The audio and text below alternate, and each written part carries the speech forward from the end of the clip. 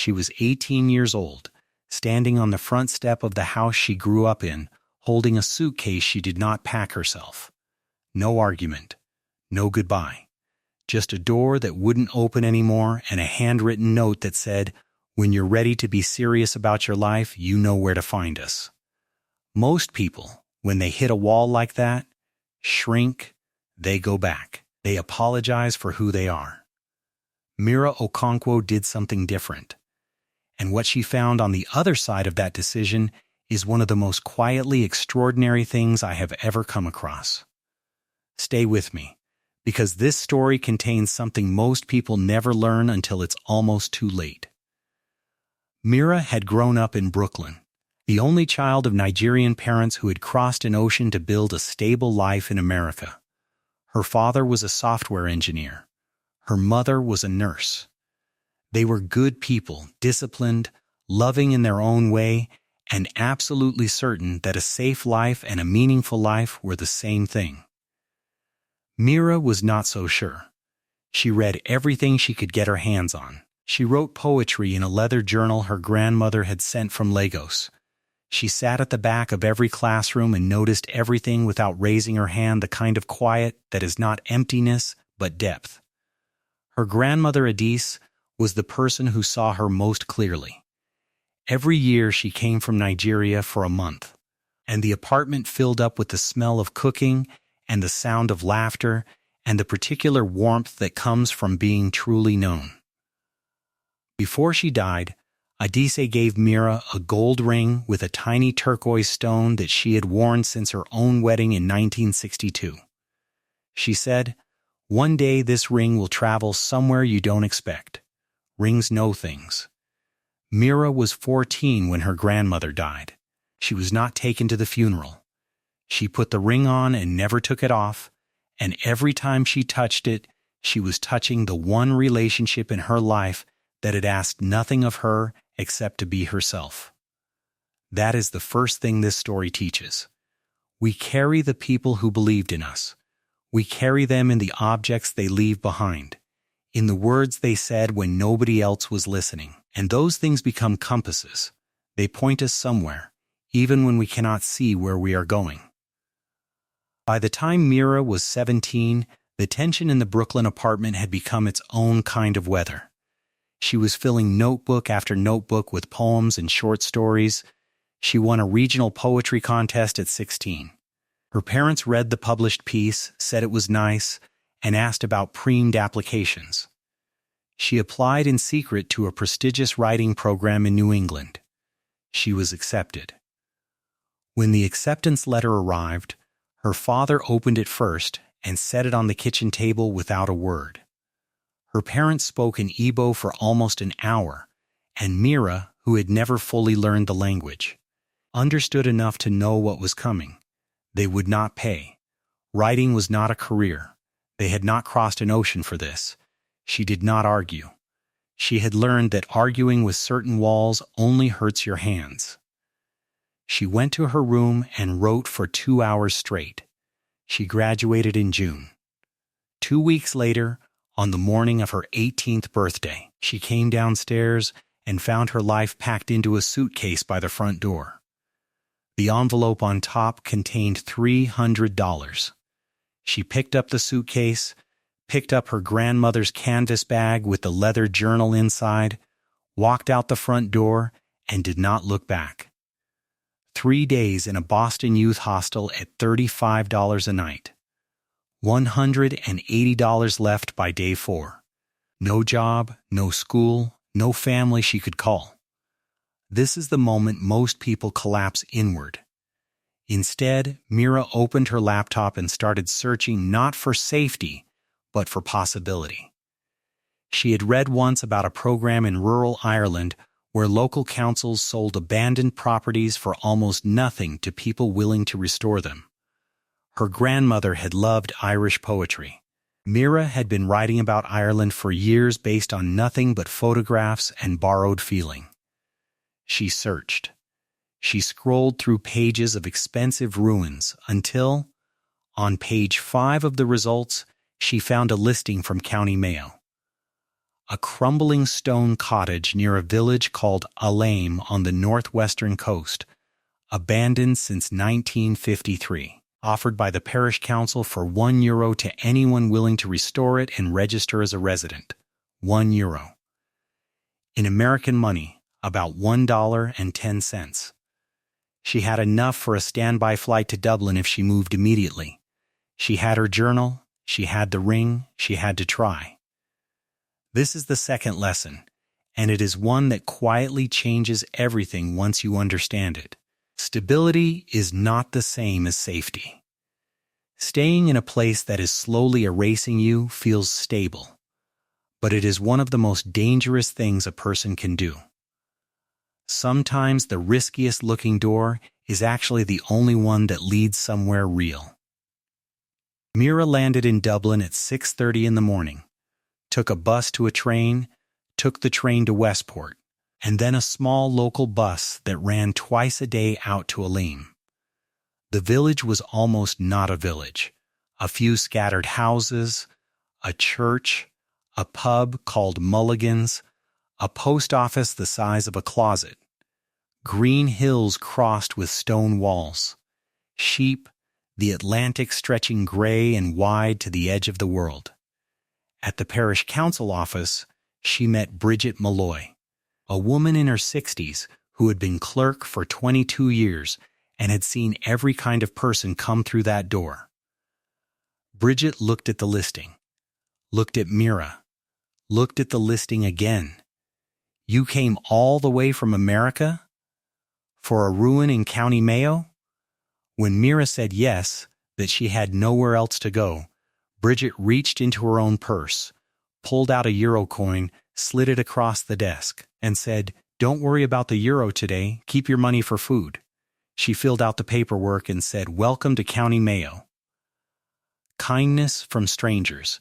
It shows up at the exact moment the math stops working, when the money is almost gone and the plan has gone further than plans usually survive. Pay attention to that moment in your own life. It is not luck. It is what happens when you move in the direction of something true about yourself. People recognize it, even when you don't yet.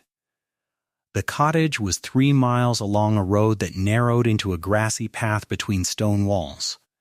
When Mira came over the rise and saw it small, crumbling, the roof partly collapsed, wild roses grown into thorny walls, foxgloves shooting up in spikes of purple and white, she stopped walking and just looked. It was hers. She pushed open the heavy oak door and stepped inside. The interior was a single room of rough fieldstone. Flagstone floor, wooden rafters exposed to the sky through the damaged roof. And at the far end, taking up almost the entire north wall, an enormous hearth, big enough to stand inside. Iron crane still hanging from the hook, blackened by more than a century of fire. Mira walked to it slowly. She knelt and put her palm flat on the hearthstone. Cold stone. 70 years of silence. And then she noticed it. A gap along the edge where the hearthstone met the floor. Not a crack, a deliberate gap. She brushed away the ash. The stone had been cut to sit loose. She found an iron bar in the garden, used it as a lever, and lifted the hearthstone slowly, with enormous effort, until it tilted back on one edge. Underneath was a chamber, lined with flat stones on all 4 sides, and inside the chamber was a bundle wrapped in oilcloth, tied with heavy string. 3 things were inside: a small tin box, a leather-bound ledger, a wooden rosary. Inside the tin box was old jewelry, garnet earrings, a gold chain with a cross, a ring with a single blue stone, and a gold locket containing a tiny photograph of a young couple looking solemnly into the camera in the way people did before photographs became casual. The way people looked when they understood that this image might be all that survived them. The ledger was dated 1939. The first entry read, "My husband Declan and I are leaving Alaim tonight. I am hiding this ledger and our savings and the few pieces of jewelry that have been in our families for generations beneath the hearthstone. where my grandmother used to hide things during the black and tan days. If we return, we will reclaim what is here. If we do not return, let this remain hidden until it is needed by whoever finds it. The hearth holds what the heart cannot carry. Entry by entry, Maura Gallagher's life unfolded across the wartime years. Her husband in North Africa, her husband in France. 6 weeks of silence. And then, early 1945, Declan is dead, killed in Germany in March. I will go on. The final entry, 1953. The year she left for America, I am leaving everything beneath the hearthstone as I left it during the war. The jewelry belonged to Declan's mother and grandmother. I leave it for whoever finds this cottage next. Whoever you are, you will be a stranger to me, but not to this place. The cottage will know you if you deserve to stay. Mira read those words twice. Then she sat very still for a long time. The solicitor in Westport confirmed that under Irish law, everything in the cottage legally belonged to Mira. They searched for Maura Gallagher's descendants. Maura had died in New York in 1978, no children, no surviving relatives. The gifts were Mira's, legally and morally, because Maura had written the intention herself. Mira sold 2 pieces of jewelry and the old currency, several thousand euros total, and used it to begin restoring the cottage.